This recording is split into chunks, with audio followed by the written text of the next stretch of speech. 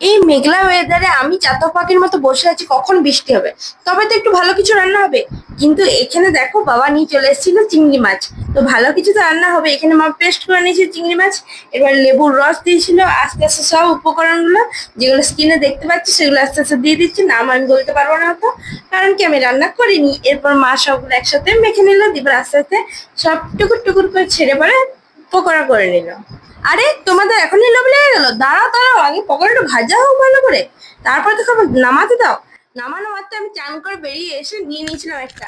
আর যা দারুণ খেতে না, আর লোভ সামলাতে পারলাম না। আর এই উপকরণগুলো দিতে হবে এখানের মধ্যে: টমেটো, পেঁয়াজ আর রসুন গুলো পেস্ট করে নিয়েছিলাম, তারপরে নুন, হলুদ, লঙ্কা গুঁড়ো, আর কিছু দেয়নি। তোমরা সুইমিং পুলে যেরকম সাঁতার কাটার জন্য ঝাঁপ মারো, অমনি আস্তে আস্তে সব আলুগুলো দিয়ে ভেজে নিয়েছিল। তারপর তেলে দিতে হবে চিনি, তেজপাতা, তারপর হচ্ছে কালো জিরা, এলাচ আর মশলাটা।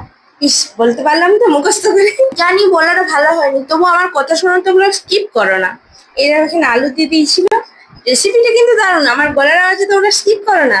তারপর এখানে গরম জল দিয়ে দিয়েছিল। গরম জল দিবে কারণ তাহলে ভালো হয় টেস্টটা।